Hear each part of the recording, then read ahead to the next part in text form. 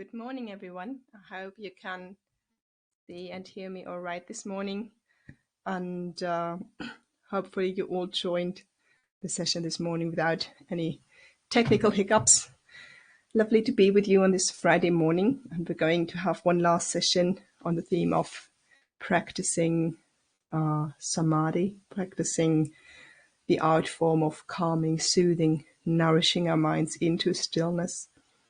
And just the usual few sentences on structure. You see on the right, if you are on a screen, on a laptop, you see the chat box running through. And please feel free to say hello to each other and welcome each other in the chat box. And later, when we have opportunities to share with each other, reflect upon the practice, reflect upon this week, this is where you could put your questions, your ideas, your reflections, and just maybe write in capital letters something like question or something like reflection, so that I know that you would like to converse. That would be beautiful. The other opportunity which we later have to communicate is that some of you might want to come on screen. And so there's this little hand icon below the window, which you might want to use to let George, who is in the background once more and keeping us running technical wise. So he knows that you want to come on screen and you can use that. Yeah, I'm gonna talk a bit about the theme of the day for about 15 minutes in a couple of moments. Then we're gonna meditate together on what I just said. And after that, roughly 15 minutes of sharing to end this week. Okay. So, and the last point to mention is it's Friday, and I know that your community calls that Dana Day. I'll pick that up that word and just first of all wish to say a big thank you to everything which came through.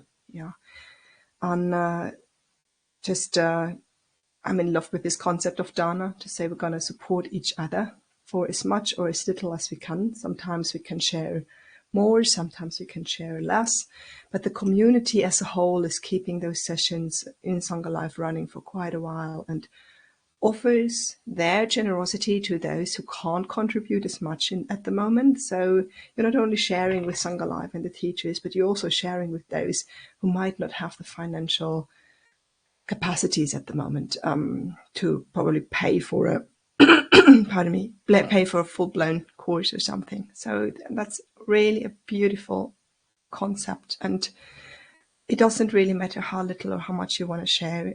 Just stick to what feels appropriate to you and what you feel is right to share and offer to Sangha Life, the teachers, the community. So thank you for all of this.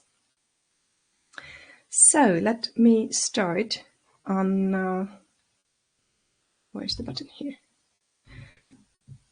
Today we're going to talk once more about samadhi practice.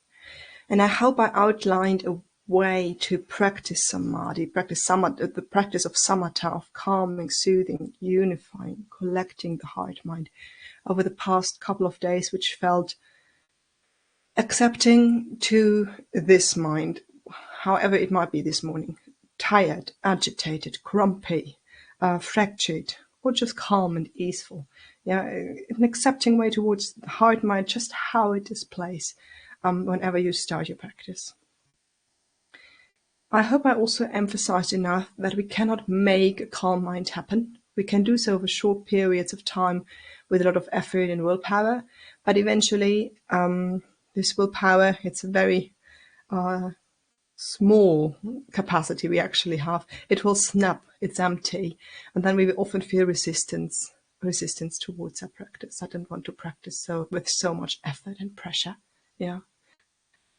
I also encouraged you to allow and experiment with the natural organic arising of mindfulness. Yeah. And to actually maybe see, and we're going to deepen that today a bit, that a calm mind, a mind which is embedded in a slightly, mildly pleasant experience, says, oh, I want to stay here. And it does so out of its own wish, so to say, rather than out of a force and pressure. So samadhi, this samadhi experience, this experience of, the mind is unified in an experience. It's not fragmented. It's not running left, right, and center. It's not preoccupied or filled with anything exciting, agitating, disturbing, painful anymore. That is actually a process, and it's the mature mind. It's almost like you plant seeds of an apple tree, and then you nurture it, and then you nurture it, and then you nurture it, and then come, at least in Germany, we have it every spring. There comes a week or two where it really gets cold and freezing cold, and that's almost something the apple tree has to stay with, experience. It's not only going linearly upwards neither with the apple tree nor with the samadhi experience. So it's a very patient but persistent process, nourishing, calming, soothing, in the session itself and over the trajectory of a whole meditation learning process, learning curve. And eventually, when the fruit is right, when the mind is mature, when the appropriate conditions are there, we will every now and then experience a deep settling. Then the conditions shift. Then there comes change into our lives, and you guess what? We get out of the samadhi experience. But hopefully, and that's the whole interest of our samadhi process. Hopefully with a mind which is more nourished, more clear, more settled, more at ease. So it's not the idea that we have to extend samadhi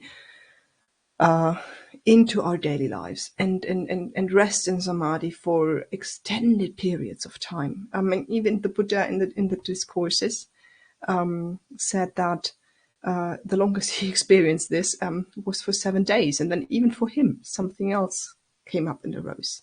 So I hope this takes a bit of a pressure off you. So our goal is to nourish, stabilize, harmonize the being. And you can imagine from this stabilized, harmonized being, we go out into the world in a different way. Now, I'm going to sum up this week a bit and then add the last puzzle piece I wanted to show you today. We did on the first day, we learned this art form of really taking inventory, not rushing into our practice. I can notice this for myself so often. We have this habit of practicing, and we come on our cushions and we start doing something immediately. Can we rather take some time and get in touch with body, heart, and mind? We did this every morning. How is the body's energy? How is the heart's energy? How is the mind's energy?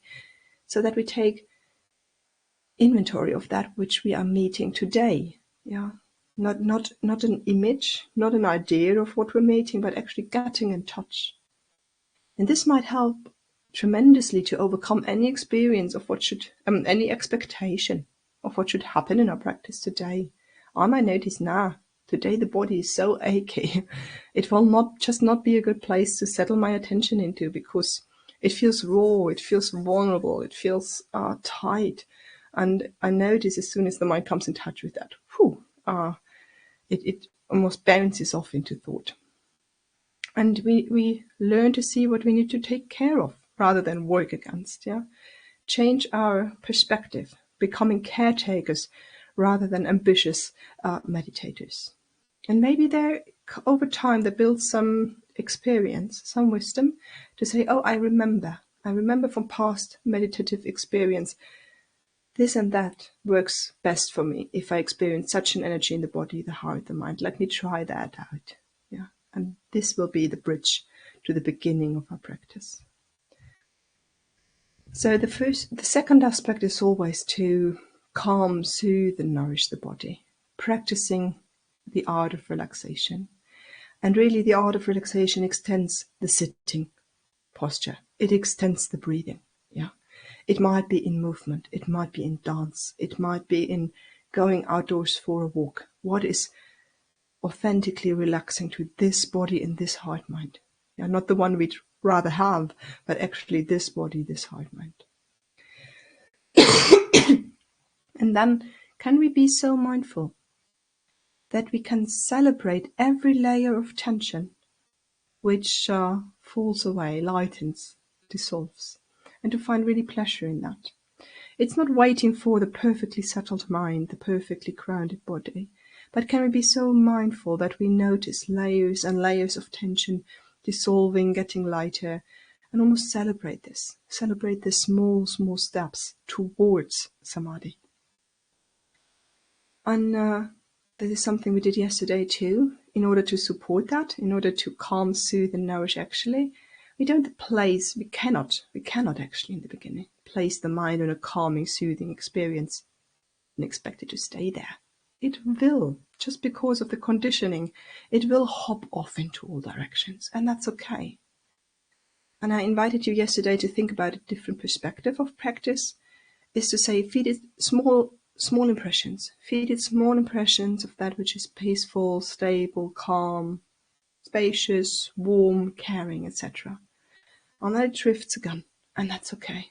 And then it shifts again, and that's okay.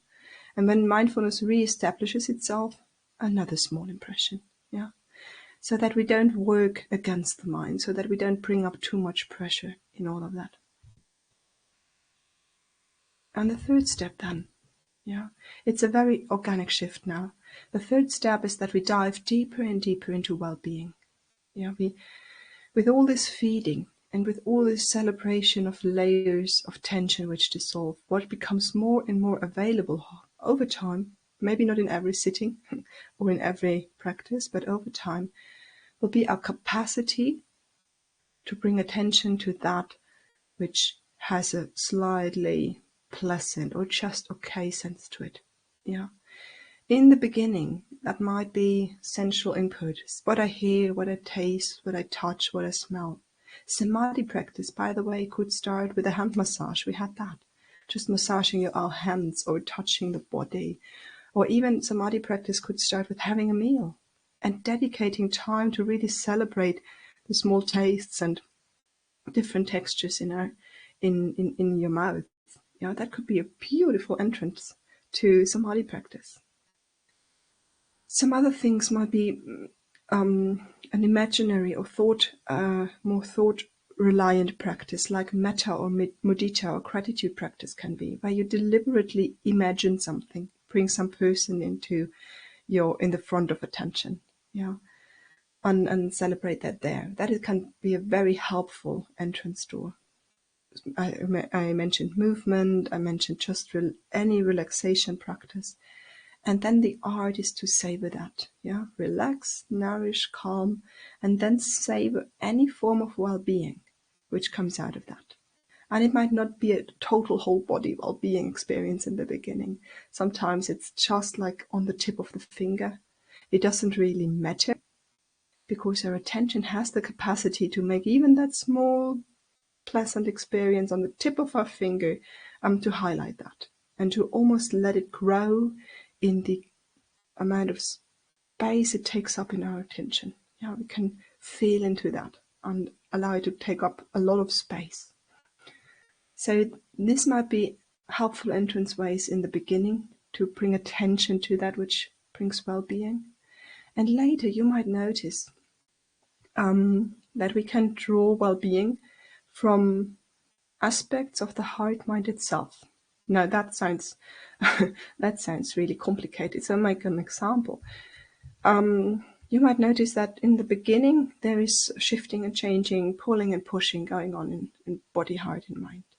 And after some time, you might notice not all of that drops away, but some calm, some ease becomes available. Maybe in the moment you check that out for yourself over the past couple of days, where I said you don't have to do anything and you don't have to be anyone to someone while practicing. And the body might still be aching and tingling, and there might be still thoughts, but something in the being says, oh, actually, that's a relief. Now that's a relief that I don't have to show up at the moment and be someone and do something. And so in the background of our awareness, almost there is some layer of tension dropping away. It's not of a somatic physical kind.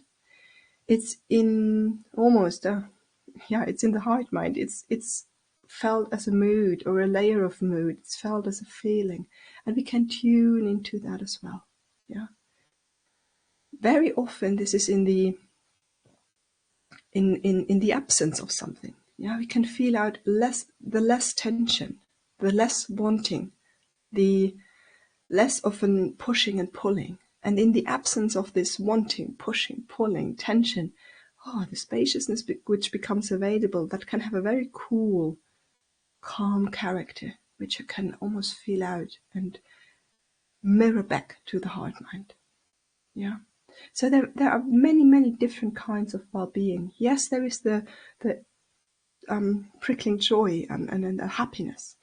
But sometimes there are other forms of well-being which we wouldn't call necessarily well-being before we felt them out, which is stillness, calmness, broadness, just this experience of spaciousness. A sense of an inner stability. Oh, beautiful. Sometimes I have this with my breathing. Beautiful that here is the breath, and it's almost kind of a reference. It's a reference to all other experience. It's so beautiful to have a reference object when everything is going left, right, and center seems to be in chaos. At least I have my breathing. So, and to have that relief and that form of almost a shelter in breathing, that can be very beautiful. And I can tune into this form of well-being. Yeah. And all we do then, whether it's a sensual experience, whether it's a physical well-being, whether it's coming from metta or mudita or gratitude practice, whether you notice something in your heart mind, it's about inviting that to take up more space. I give myself to that more and more. Yeah, I give myself full permission to fill out awareness. Yeah. And the final step would be to then, after a while, go into anchoring and dwelling. Now, this is the last puzzle piece I want to add this week. All we did so far was still a lot of, let's say, doing. Yeah, we do the relaxation, we then consciously bring into awareness well-being, and this might all be pleasant experience, but after a while you might almost notice that the mind says, oh, I'm so tired of the doing. I just want to float, glide, drift. Yeah, I just want to. The muscle of the doing is almost like worn out, and it's so worn out from our daily life usually. And now the next invitation is to see and test whether we can anchor in some experience and then just dwell in that. We can test whether we had this image of the heart mind being like a bird. We can test whether the heart mind is ready to settle into its nest. Yeah? And the nest is, again, the anchor is a very individual thing. Some of us are really happy to anchor in breathing. Others just can't at the moment, just can't find an appropriate anchor in breathing, and that is absolutely okay. You might want to anchor in physical presence, whole physical presence, or just feeling contact points to the earth, or just feeling held in spaciousness, or listening experience. Yeah. Many different anchors. An appropriate anchor is one which is easily available, yeah, slightly comfortable. It doesn't have to shoot fireworks all the time. It's relatively undramatic, yeah, relatively undramatic, like the breath, the sense of body, quality of mind. For some, a light or an image manifests, yeah, that's okay too. Whatever feels, yeah, slightly comfortable but undramatic. And then we just invite the mind to rest there for a while, just breathing, just sitting, yeah, just the sense of being here. And you will see the mind hops off, goes on and goes into thoughts. Just like we practiced yesterday, don't urge it back, don't yank it back. Let it run, try again. Try again when the capacity has come back. And just invite it back to say, well, that feels calming, soothing. And the heart mind might eventually be mature enough that it's okay to settle down. I don't have to micro-organize life anymore. I don't have to be so hyper-vigilant. It's okay to just settle. Yeah. And we have to apply very little minimum energy to control and keep the mind there. Yeah, maybe it's just the felt sense of an ongoing invitation. An ongoing invitation, that's all it takes. And the heart mind will settle eventually because it feels the comfort of doing so. It says, oh, actually, it's a bliss not having anything to do and no one to be for a while. Just feeling this out and nothing which keeps pushing and pulling. And what I experienced over the course of my practice is that it takes very many attempts until the heart mind starts to trust into this samadhi process. To say, oh, there is an alternative route to meet life. And that is a route which trusts a lot into calm and stillness, more than activity and thinking about things and doing things and following through my impulses. But it's almost kind of showing again and again an alternative to the heart mind, saying that works well.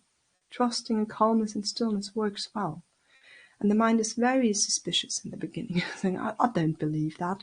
I'd rather think about it again. Saying, okay, well then, I'll just keep you feeling morsels and then have a lot of patience with you. So I hope that this process is something which feels inviting and something like trying to work with and experiment with and play with. It's a very individual and authentic way. So you are invited to find ways which bring authentic relaxation to you, your body, your heart, your mind, with all the different moods and energies it can display. And it's also your individual process of learning what brings a form of well-being, pleasantness to your heart mind, so that it feels the joy, feels the contentment, feels the ease. And after it's nourished with this, what is your anchor? Where do you want to settle into? What feels good? Is it really the breathing? Or were you just told that it's the breathing for you? But maybe you're doing much better with a whole body experience, like this, just this expansion into the whole bodily field, or it's even broader than that, large awareness, or it's in the listening, and. So you see, this week is rather not a conclusive 5-point to-do list. It's an invitation to take the practice in your own good hands, and feel yourself like an apprentice who is practicing the art form of meditation, the art form of relaxation, the art form of gladdening the mind, as the Buddha so beautifully says. And then celebrate each layer of tension which falls away, each moment of joy which comes to you, and each moment of samadhi which you might be experiencing. So my deep invitation for you is to enjoy your practice, to not identify with the states of the heart mind as being you, but something to care for, and to be really curious about where this process can bring you. So thank you for listening this week. And now we're going to settle into meditation. And we're going to, through all those 4 points I just mentioned, I don't expect you to feel or find deep samadhi at the end of it. It's just more of a trajectory laid out to you, so you might experiment with it at home when you listen later. Like we did every morning, we don't rush into practice. We arrive on our chairs, we arrive on our mattresses, sofas, on our cushions. We arrive in the sitting, in the lying, in the standing posture. Maybe we're walking. Samadhi can be practiced. Samatha can be practiced while walking.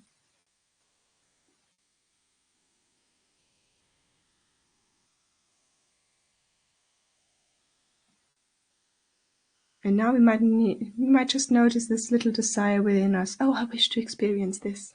I wish to go there to deep samadhi. Think, oh, you feel very inspired, heart mind. Isn't that beautiful? But let us first check what the conditions of this morning are. How is the body?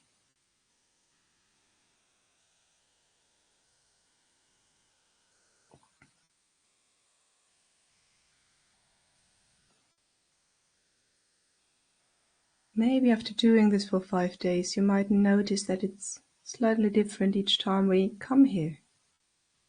So what is energetic, what is vague, what is numb, what is heavy this morning, what feels relaxed and open.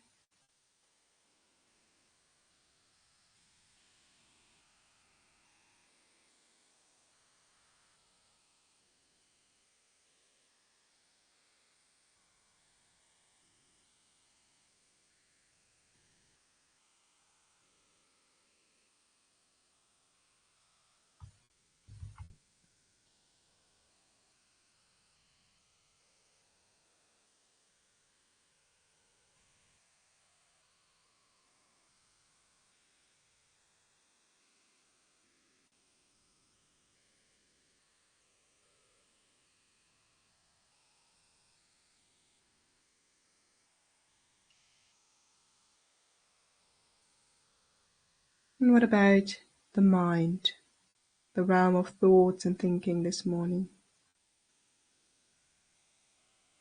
Is there an active chatter, a lot of commentary and analysis?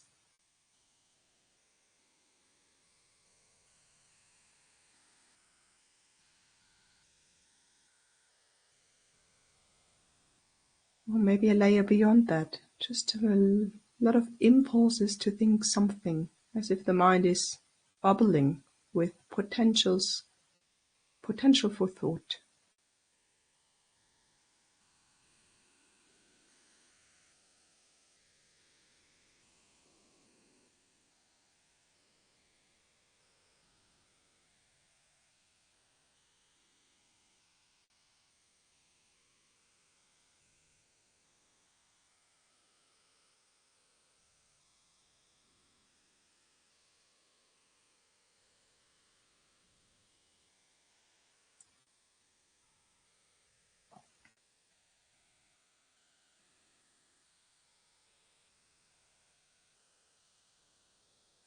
And what about the realm of feeling, emotions, moods this morning?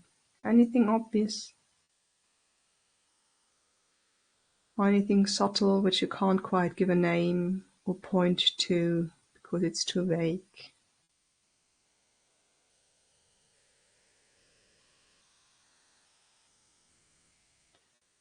It doesn't have to be on the problematic side. Maybe there's a sense of calmness, stillness in the being.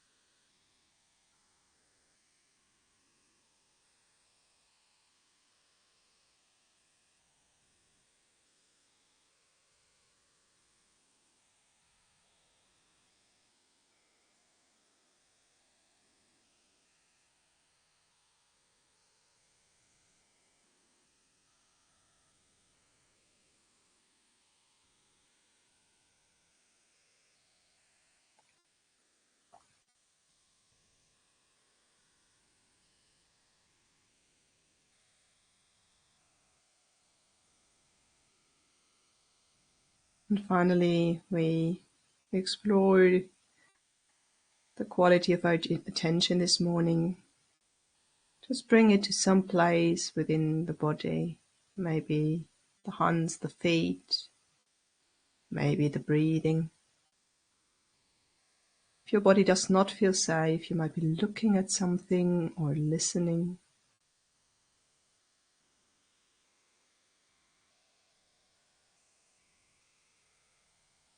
And just see how much capacity there is this morning to connect with an experience and to stay there.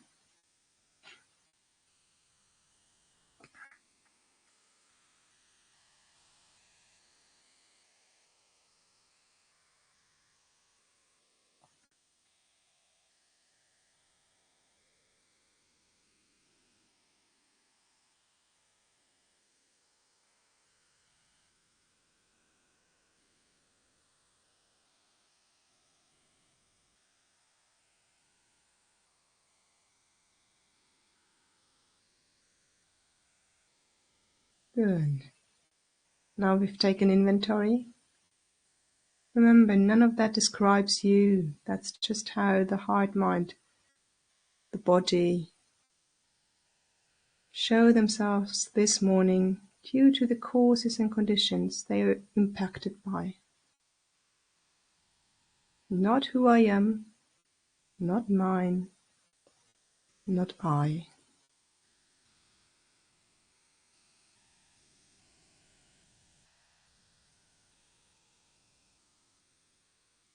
And now we just test out what we can do for body, heart and mind to relax and soothe and calm the whole being.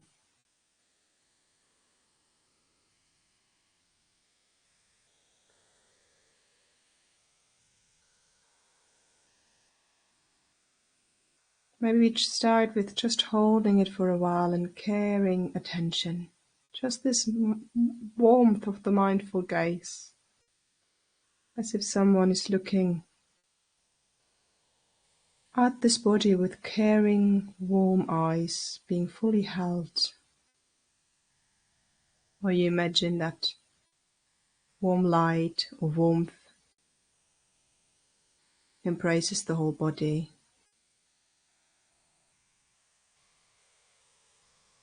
See what you best respond to, or choose your own relaxation.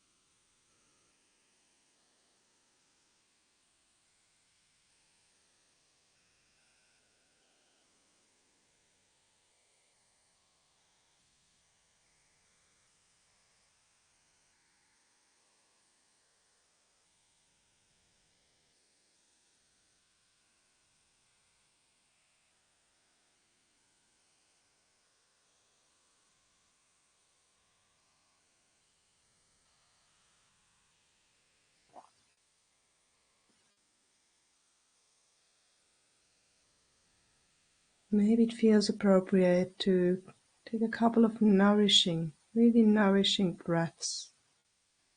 Maybe very light ones. Maybe more energetic ones. Feel out what the body benefits from.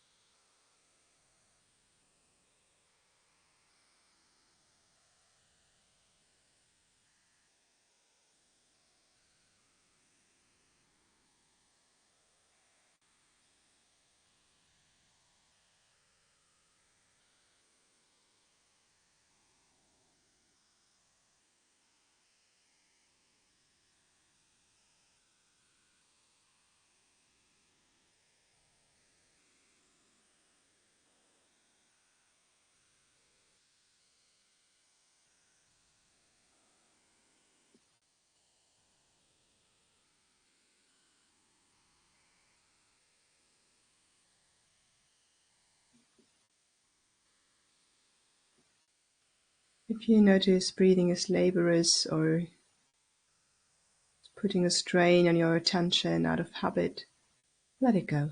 There are many other ways to relax.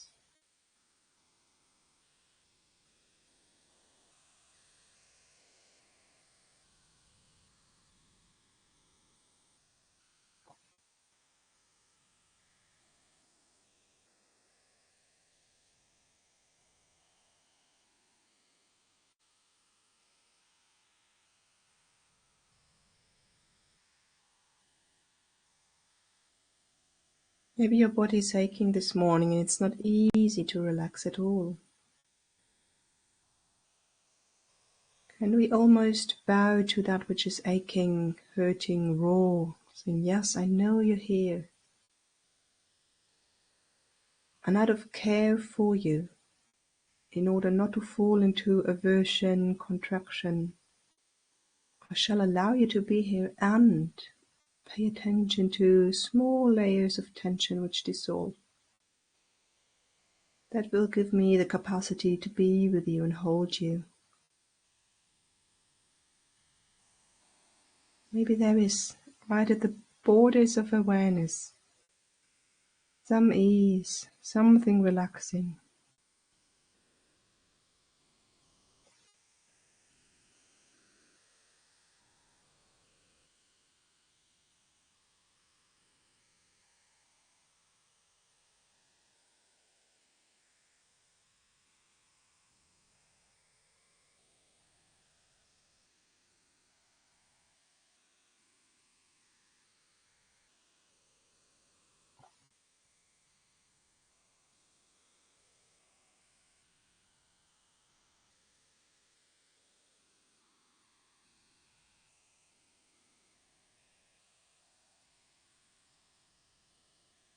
Maybe we can relax the effort with which we relax. I have to relax. I have to know how relaxation works. What if you give that process to the body to say, well, find out what you like best. For those of you who find that they are already efforting in the relaxation process.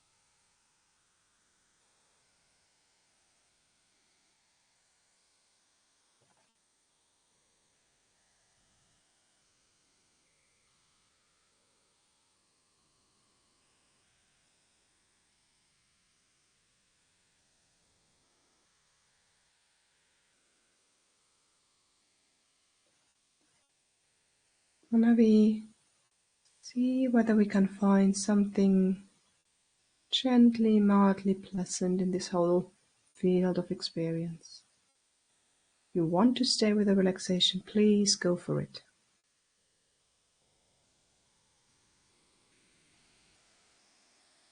And if you feel the mind is mature, relaxed enough to take in morsels of pleasant experience, please go for it. So what is there in this whole field of experience which feels a bit pleasant, easeful, light?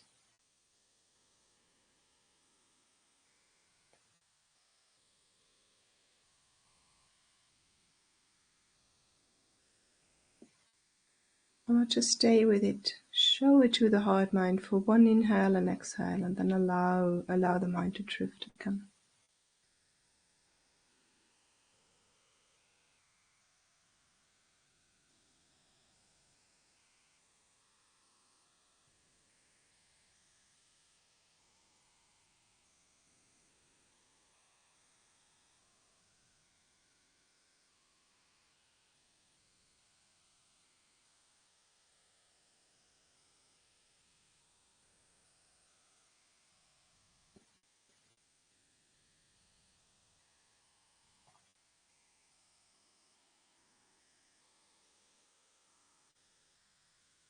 If it's hard to come up with anything, use your memory, use your imagination.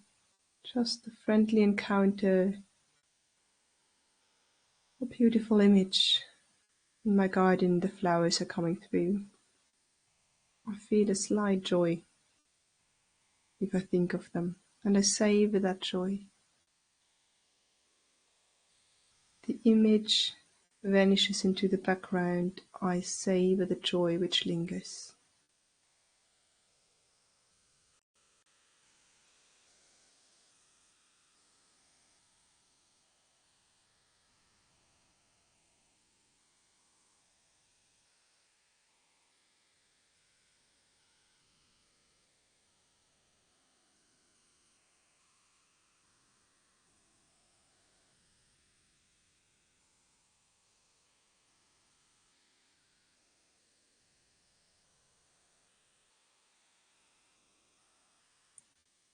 It might be some moment in your breath cycle which feels a little easeful, a little relaxed, or a little soothing.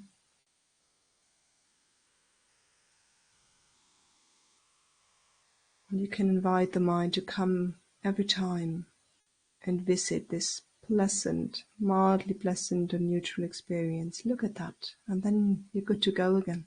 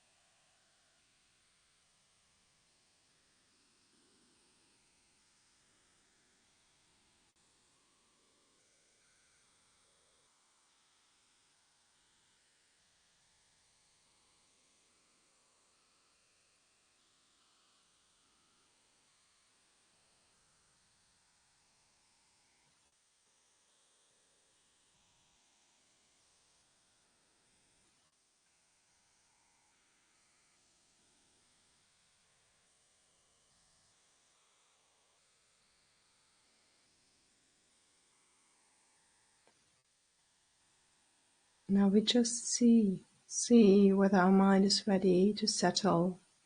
We might have shown it very different things. It had the permission to roam and to rumble, to wander and to drift. I might need more of that. So we just test the waters and invite it to some anchor. Maybe your felt sense of sitting, lying down.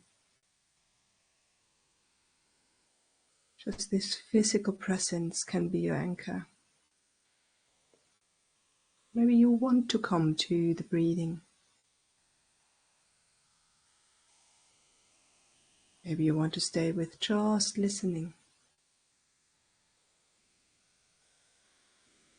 What feels inviting?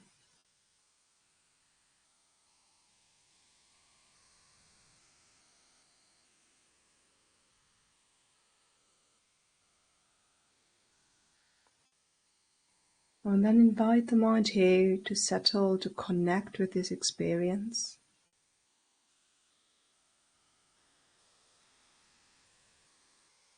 And you bring up only the effort to keep this invitation alive. Not yanking the mind here, not pressing it upon the experience, just this standing invitation.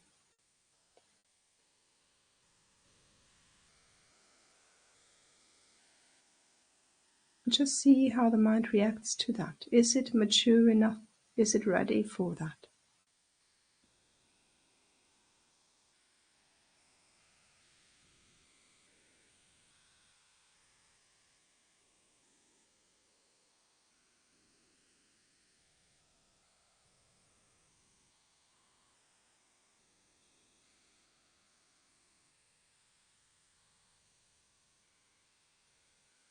Does it feel, does it experience some relief, some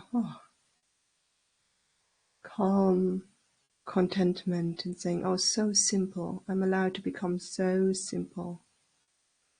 It's safe, it's okay to be so simple. Just body, just breathing.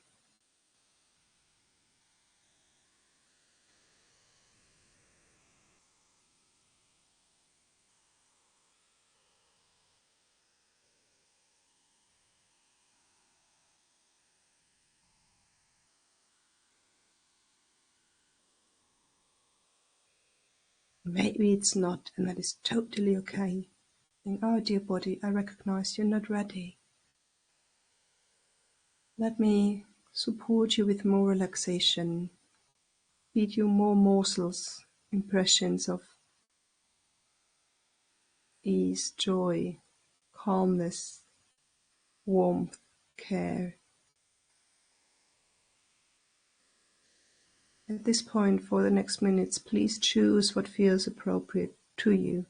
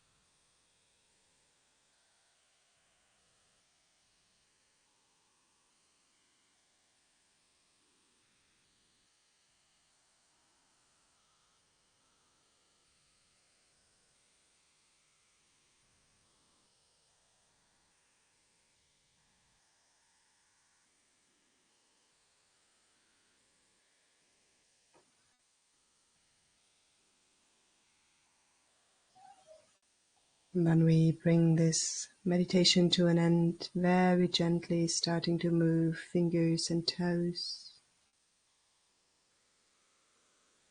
Gently start stretching and yawning,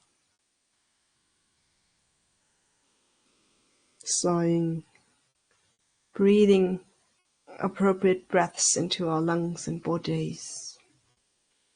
And when you feel ready, you open up the eyes and come back to the screen.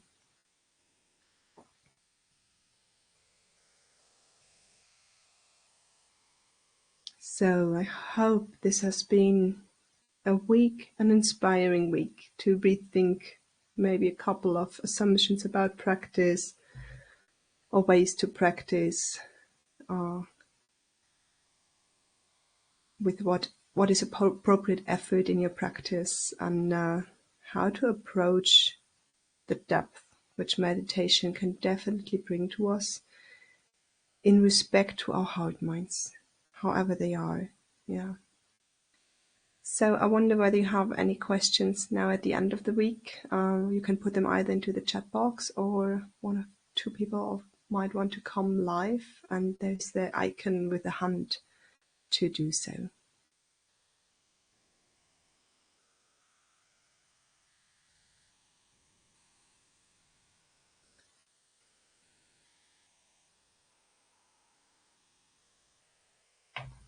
And maybe just while you're typing, I'm thinking, there is the Dharma Yatra, our 10-day pilgrimage in southern Germany, coming up from the 2nd to the 12th of August, where we go for 10 days in nature and camp together and practice together. And you might want to join. And you can go on my website and just read through whether that's of interest for you and whether you would like to join us. The registration is opening on Monday. So Jane is writing a very important question. What do I do if I don't feel deserving of this peace? Yeah, great question. So sometimes it's like almost we have how's it go to two souls in our chest. The one is really longing for this form of peace. It knows its potential. It longs for its potential. And the other one is saying, nah, not deserving to go there. This is where metta practice for me becomes incredibly supportive, where I can imagine how many people I wish this form of peace. You're already in contact with it, you felt out its potential. So now you could wish this form of peace to others, yeah, saying you would benefit, may you experience this peace, may you experience. And then you can imagine after a while, when you well prepare the ground, that they are wishing it back to you as well. Who would be in your life, who would honestly wish you from their hearts to say, well, may you too experience this peace. Yeah, may you too be deeply grounded, fulfilled, supported by this form of peace.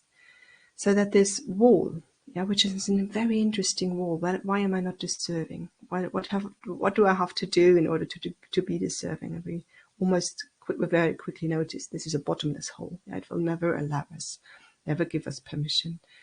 But there's almost a feel of a fear or an apprehension to say, if I allow myself this peace, X, Y, and Z will happen. And these X, Y, and Zs are very, very interesting things to explore. What am I afraid of if I allow myself to go to that peace? And who are the people in my life or in my imagination who would wish from the bottom of their hearts that I shall be nourished by this peace? Okay. Laura is writing, for her the key is trust in life's flow and letting go. Yeah, I feel I almost stop breathing in the stillness. Beautiful, Laura.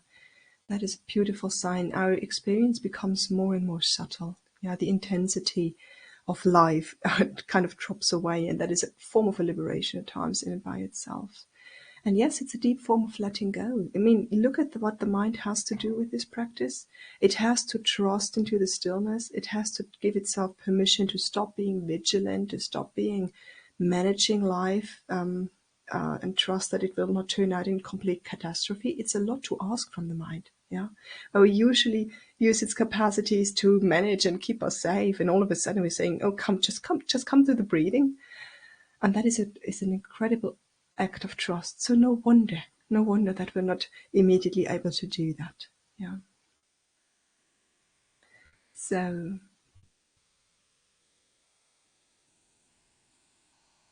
yeah, Natalie is seconding Jane's experience, saying the other perspective or inner perspective could be that there is something wrong with me if I never gone deeply. Oh yeah, such a common one for meditators to say, well, all of those teachers, they're talking about depth and they're talking about samadhi. And if I look around, all others look like they are capable of doing that. And it's just poor little me sitting here and I'm not capable of having any depth. I would love to be in a room with you and just have hands up who experiences the same. And we would see that there are quite a few of us doing so. It could just be the case that we need to give ourselves more permission, more play, and more experiment to find our own appropriate ways. Yeah, Krishnamurti said it beautifully, that if meditation or any spiritual path is just one of copying another's path, it lacks the authenticity which is necessary to develop our own full potentials. Yeah.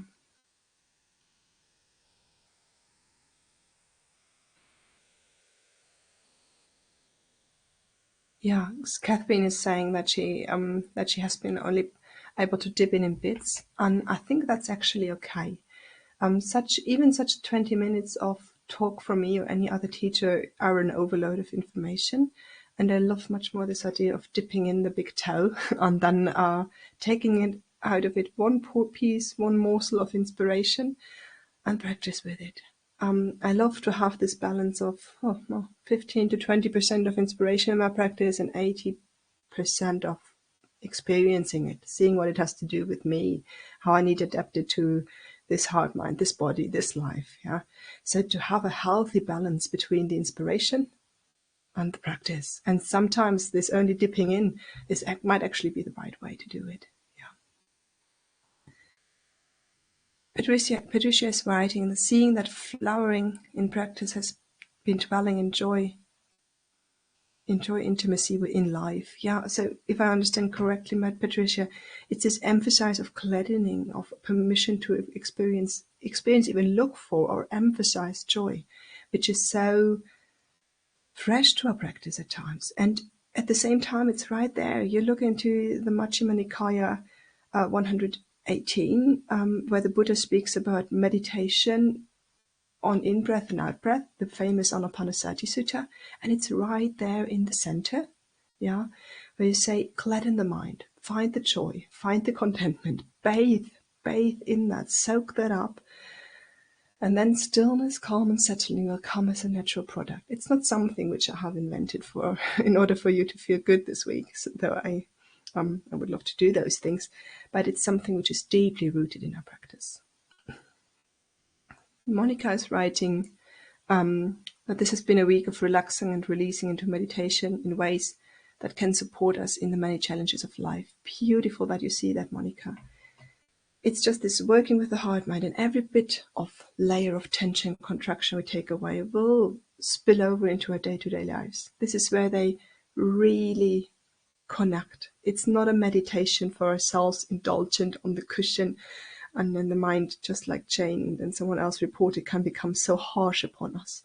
To saying no, stabilizing the being, nourishing the being, gladdening the being will have an immediate effect on all the encounters and all the actions afterwards. Yeah, I would almost say that even such a thing like ethical behavior and integrity are much more challenging on a fragmented, pulled and pushed mind than on such a nourished, gladdened and stable mind. I think that makes sense to all of us if we think about it.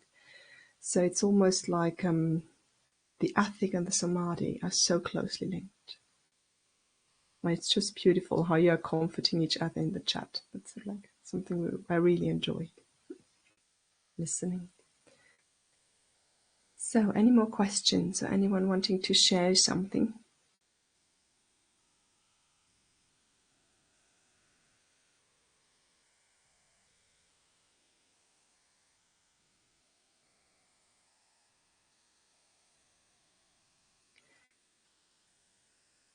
Yeah, Sue is writing that she loves the idea of touching pleasant experience during the day and not forcing attention. Lovely, Sue. So now you're touching upon a last piece of practice I haven't mentioned. But samadhi practice is not something which begins on the cushion and ends when we take ourselves off the cushion. But this practice of connecting something and dwelling with it, even for half a breath, is something we can do all day long. Yeah, I'll find something beautiful, I stay with it. I connect with something which is dear to me, I stay with it. I connect to something which gives me a sense of stability, groundedness, I stay with it.